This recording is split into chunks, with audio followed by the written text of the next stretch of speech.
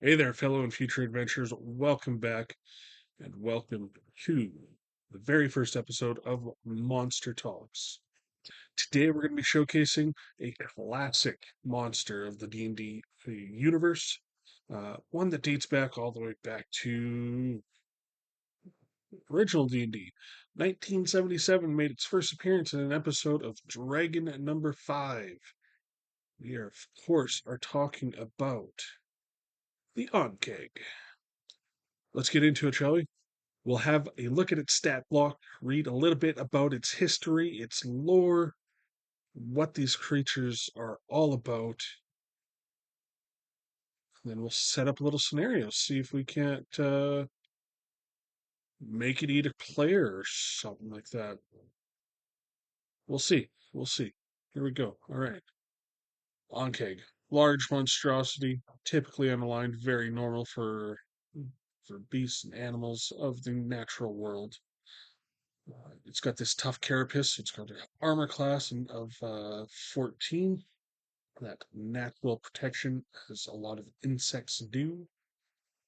45 hit points. Those can be adjusted as you need, obviously, of course. Everybody knows that. A walking speed of 30 feet and a burrowing speed of 10 feet.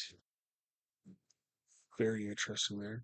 Pretty strong, not super dexterous, pretty constitutional, with +2 in con. Pretty wise for an insect. Sitting at 13 and a +1 on its saves and mods. What makes these creatures so deadly at level 2 is that tremor sense, their ability to burrow and hide from potential prey. They set up little ambushes to feed on grazing livestock. They are a nuisance to farmers. Things like looking down at their traits, they are tunnelers. The Ankheg can burrow through solid rock at half of its burrow speed, leaves a 10-foot diameter tunnel in its wake. These things are known for creating tunnels just beneath the ground. Farmers have a love hate relationship with them because their tunnels can help aerate the fertile soil of the area, as well as their excrement can provide nourishment and fertilizer for growing their crops. Yeah, those farmers who have grazing livestock, like I said, obviously become easy prey for these monsters. These oversized insects and kegs burrow close to the surface, creating sprawling underground labyrinths. From these tunnels, they burst forth and dissolve and devour smaller creatures using their acid dripping mandibles and sprays of digestive enzymes. Onkegs are the bane of a farmers whose grazing livestock are easy prey for these monsters.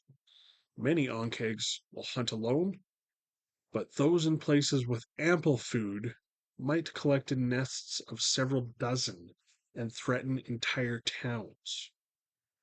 Ankeg nests can be challenging to wipe out unless the monster tunnels are cleared out and their eggs destroyed.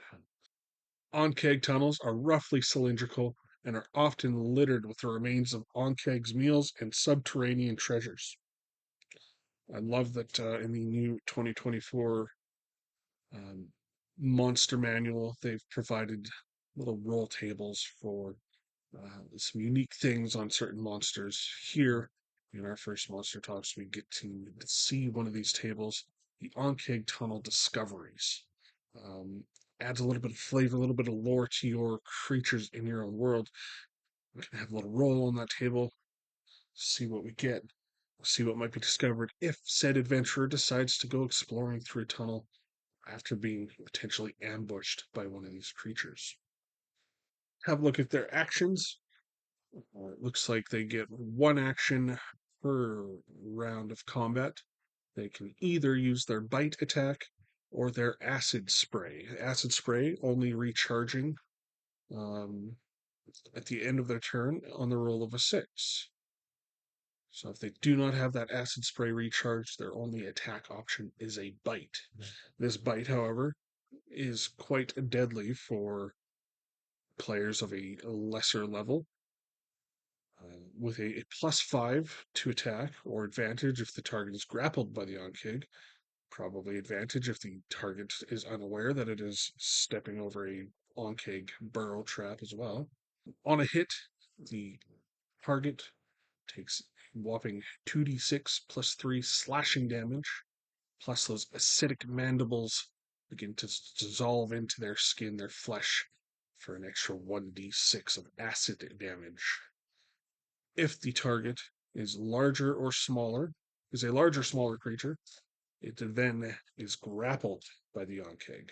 With its acid spray, causes the target or targets anything within a 30-foot long, 5-foot wide line is forced to make a dexterity saving throw, DC 12. Failure takes a huge 4d6 acid damage, or half as much on a successful save. So after having read through some of the features of the Ankheg, these traits, these understanding of their terrain, they're found in farmlands, grasslands, anywhere with ample smaller creatures to feed upon. Um, the mind starts rolling. You can already think of dozens, if not more, situations in which we could put these creatures, make them some sort of a threat. So why don't we hop on over to our Roll20 Monster Talks D&D page. We'll consider what setting up a good encounter with these would be. Now, keep in mind, I am only asking a single player to bring along a hireling to fight one of these creatures. I want it to be a fair fight. I don't want to kill my player, but at the same time, you're facing a deadly threat. Let's check it out, shall we? All right, so here we are in our fresh new Monster Talks Roll20 D&D page. We're going to go ahead and get started here with the Ankheg. I'm going to start off by creating a new page. Here we will make a map for our player to face off against this burrowing nightmare. So, start off, adjust these settings, see if we need to do anything. Settings look okay right now. Dynamic lighting, I do like using dynamic lighting. Though it shouldn't matter for this one, we're just going to have our player fighting in the daylight. Go and save that. This is going to get better with time. My computer is a little slow at the moment. I'm new to this, I'm fresh. But I've recently put down a down payment on a brand new computer. Very much looking forward to that coming. Things should get a lot smoother from there. All right, next thing we want to do, decide the terrain, what kind of map we're going to put this creature into. So we'll go to our map layer, head on over to our art library. A whole bunch of stuff in here. Got a whole bunch of stuff in here. Spent a fair bit on my maps and my assets. Let's see what we can find for some sort of farmland area. I think I already have one in mind. Let me just have a quick scan through here to find it. Had a little bit of technical difficulty there while putting this map together. I seem to have lost a little bit of the footage. Still learning as we go here. Pretty new to this. Please bear with me. But I thought I'd come back into the game page here, show you exactly the map that I found, the setup that I did, and go over a little bit of the intricacies of the encounter before we get started. So here you can see I found a lovely little map that showcases the edge of a farmland. You can see a little bit of a farmer's fence right here, some trails that lead out from the farmyard. And I've placed in these nice little tokens here onto the map layer that indicate recent burrowing sites. On the GM layer, you can see a little opaqueness here, where we have our Ankheg sitting ready to ambush, along with another one of those tokens of the burrow tunnel that's going to appear with it. Up in the top left corner there, we have our brave adventurers who are going to be coming and investigating this land on behest of the farmer who is having a little bit of issues with his livestock owners. They're going to be asked to come out and try and deal with whatever this large creature is that's creating these tunnels. It's far too intimidating for a lonely farmer to deal with on his own. So, with the promise of a little bit of gold, our adventurers are going to stumble out here. And the neat part about this is, as you can see, we have our Ankheg placed here. They don't know that. So once the adventurers can get out onto this map, start exploring this area, having a look around, they might split up a little bit. And once they do, we can adjust our GM layer. We can move these tokens around anywhere we want. And wherever happens to be one of these adventures is where the ambush is going to take place. So, start the encounter. I'll be making a stealth check for the Ankheg against the passive insight of our adventurous hireling, this Audrey over here. They're going to be attacked first. Let's get right into it. Joining me today is Yeti. Yeti's been a player in my Wednesday game campaign, Princes of the Apocalypse, for a few months now. That'd be what, coming up on 9 months, maybe almost a year. Uh, he's been a great addition to our Wednesday game. Loved having him here. He's here to help out with some monster talks. Feel free to say hi, Yeti. Hello, everyone. Excellent. Let's get right into it. So you are playing Algernon. You have your hireling companion here with you, Audrey, a halfling druid. The two of you have been hired by this farmer to go and investigate his farmlands. Signs of a creature causing havoc, livestock going disappearing, has him concerned. He's offered you a fair bit of gold to go and investigate, either dispatch of this creature or learn where its lair or nest might be, and how bad the infestation could be. So the two of you arrive here at the edge of this farmland, and you begin to see the signs of these burrows ahead of you. Audrey, I see some burrows. I believe we should go investigate. You're totally right, Algernon. It looks like a pretty large creature. Something scary. I'm going to protect myself. And Audrey casts a little spell. Her skin becomes rigid and dark brown as she protects herself with some bark skin and begins moving forward to one of the burrows. I'll follow you. Make sure to stay close to me in case something happens. I might need your support.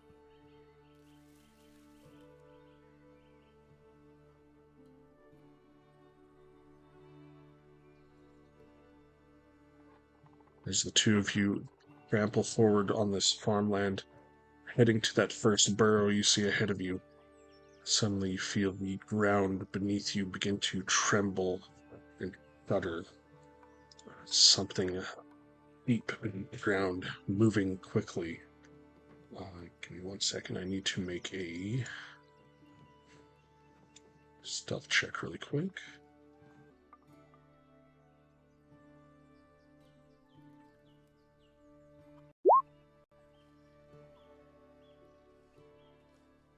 And, um, this burrowing creature happens to catch the both of you off guard uh, as it comes erupting from the ground beneath you, getting a surprise attack on Audrey.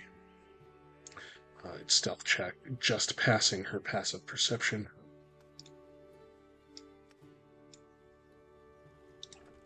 Oh no, Audrey, watch out! Erupting from a tunnel right beneath Audrey, this large insectoid-like creature, mandibles come flying up, looking to grip the small halfling in its grasp, looking for yet again another quick and easy meal. It's going to make a bite attack on Audrey with advantage for the surprise attack. Ooh, it's going to get a critical hit on Audrey. Um, I don't think she has anything magic. It's very unfortunate for Audrey right off the bat. Uh, Audrey is going to take 22 points of slashing damage and 9 points of acid damage. No, it says she's -2 points. Audrey falls unconscious. This terrifying creature finding prey easily. Let's enter initiative. You'll be next to act as you see Audrey fall unconscious in the gripping mandibles of this Ankheg. What do you do? Oh, I see her, and I rush. Let's see what do I have. Yeah, I'm gonna rush forward to the back of the creature. Does that get flanking? Not while she's unconscious. Okay, very well. And then I'm going to attack with True Strike. Fortunately, a 9 is not going to cut it against this large insect creature. Its tough carapace, granting it that natural armor, rebounds right off. Okay, can I action surge? Absolutely. All right. So that just gives me another attack. Mm-hmm. All right. I'm going to do. I can't True Strike there, right? No, well, no, you could. It's an action. Okay, so I'm going to do that. Oh, Fortunately, once again, 11 just grazing off of the tough carapace of this creature, but you gain its attention. Anything else from you? nope, that's all I can do. I'm Okay, just preparing for the creature. right. Uh, Step inside the mind of a DM here for a moment. Knowing that this has started off very unfortunately for the two adventurers here, the Ankheg's surprise attack being a critical hit and downing Audrey in one go. I will be a little bit more of a lenient DM, saying these two attacks that missed gained the attention of the Ankheg, so it is going to release Audrey from its mandibles, foregoing a meal, which is uncharacteristic of this creature, uh, and focus on the potential threat that is whacking away at its backside. So it is going to drop Audrey and turn towards Algernon to deal with the threat.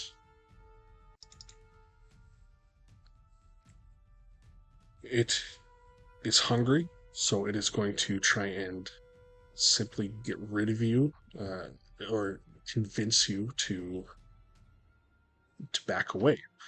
It's going to turn in your direction, and out of its tentacled, mandibled mouth, a jet stream of acid spray goes flying forward. This 30-foot long, 5-foot wide line of acid sprays towards you. I will need a dexterity saving throw from you, Yeti. 19 is a pass, Nice try. which means you will take half damage. Oh no. Don't know why I can't automatically roll this, so I will manually roll it. You'll take 7 points of acid damage as you jump out of the way of this stream of acid. Then I will roll to see if it recharges that acid spray at the end of its turn. It does not. Yes. That is going to bring us to Audrey's turn. If you can give her a death saving throw, please. Okay, so how do I do that on here? I can't make it go below 27 health on her Right. character sheet. Simply because it is an NPC character sheet that we're using for Audrey, they won't have a death saving throw spot. So you're just going to manually roll a d20 and keep track of it yourself. Okay. A 2 is not good. A 2 is not good. Audrey has 1 failed to save, bringing us back to the top of the round. You are up. Okay. Well, come on, Algernon, you can do this. I pump myself up to make another attack with True Strike. Come on, Algernon, you can do. Dice gods are against you tonight, unfortunately. 9 is just not gonna cut it. Makes me wish I would have took Grays. Um, so Do you not have Gray's or Greatsword no, Mastery? I do have Great Sword, but it is you could get to reroll the damage. Oh, I do actually no, I do have Grays. You would I'm have sorry, Gray's. I forgot Great Sword has Grays on it naturally. So yeah, that would just be So 3 okay. damage So for each miss. So you're yes, up he would have to taken 6 9. damage. Well, you've missed three Oh yeah, times now. yes, I forgot about that. Every little wound counts, but you know that Audrey's life is on the line here. These grazes are not going to cut it. Um, you're going to have to step up pretty quickly. Adrenon is definitely rethinking his ability at this moment. It's going to bring us to the Ankheg. Its attention still focused on you. That acid spray did not seem to cause you to disengage from it. So now it is going to lunge forward with its mandibles and try and bite into you. That is a 21 to hit. Uh, Never mind. I was gonna use my reaction to cast shield, but even 5 doesn't help me. Unfortunate. Uh, you are going to take 12 points of slashing damage plus 2 points of acid damage as its acidic mandibles uh, grapple onto you and it begins chewing. You are as well grappled by the attack. There's no saving throw for that grapple. Uh, there is, but you would have to use an action to try and break free from it. Oh, okay. I Its didn't know attack, if it was like the a saving attack throw. hitting is what causes the grapple to happen. So Okay. because the attack hit, the grapple happens automatically. Okay. Okay, that's going to bring us to Audrey. I need another death saving throw. Come on, Audrey. That is 7. That's 7. another fail. Another fail. Back to you, Algernon. No, this is not looking well. All right. Bonus action. Well, I am going to use my second wind as a bonus action.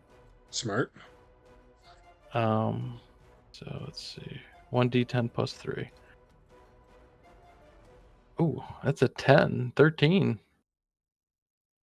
Nice. Apparently life wants me to get attacked more. Okay. Algernon needs to focus up. He's slapping himself in his face with his one hand. He's gonna attack again. 3 damage. Forgot to roll at the end of the creature's turn to see if its acid spray recharges. Oops. And I was also I'm restrained, so I had that at disadvantage, right? No, you were just grappled, not Crap. restrained. Oh, okay. So I can still attack flat. Correct. Okay.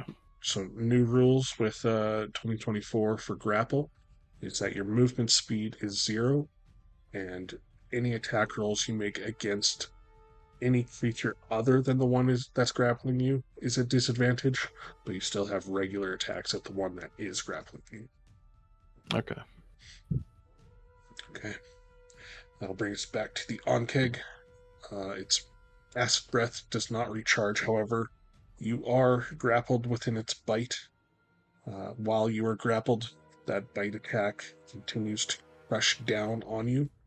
Um, while you're grappled, it has advantage on its attacks. Okay. It is a 17 to hit. I'm going to use my reaction and cast shield. Fantastic. That brings your AC up to 21. 21. Yes. Excellent. I will see if its acid breath recharges here. If not, brings us to Audrey, possibly her final moment. Come on, Audrey. I believe in you, says Algernon. This one save. Her breath shallow and fading, but still holding on. I will save you. Let's see what you got, Algernon. All right. Algernon is he's trying to shake off all this bad luck he's been having for some reason. He's got to get his mind into the game. And he's finally going to hit with the true strike. He believes in himself, and he comes down with the sword. 22, that'll hit for solid 12 points of damage. The creature, a large crack appears in its carapace. It squeals back, still holding you in its mandibles, but a solid strike, leaving it injured. Ho ho! Your reaction, your shield resets. Your armor class goes back to 16. As Okay. it will continue to try and bite down on you, still grappled in its mandibles, still has advantage on this attack. Bring it on, you 13. giant grub. What is Uh, it? a 13. Miss. Yeah, position your body in just a way that it kind of bites, clamps down onto the toughest part of your armor, and that blow you uh, dealt to it, causing it to not crush down as hard. You survive this round. Okay, Audrey. Now does Audrey survive the round? Oh, that is a fail. That is the third failure for Audrey. Your friend, your companion, breath fades, falls to the ground beneath this insectoid creature, unmoving. Audrey, stay with me. It's your turn. You, you damn worm. She was a good assistant. And I just crack it as hard as or try to crack it as hard as I can. 16 does find purchase. You strike down into that same crack you made before. A little bit of insectoid green like um, ooze and viscera expels from its wound, leaving it bloodied but still alive. Just die. Acid spray does not recharge, but it still will continue its bite attack.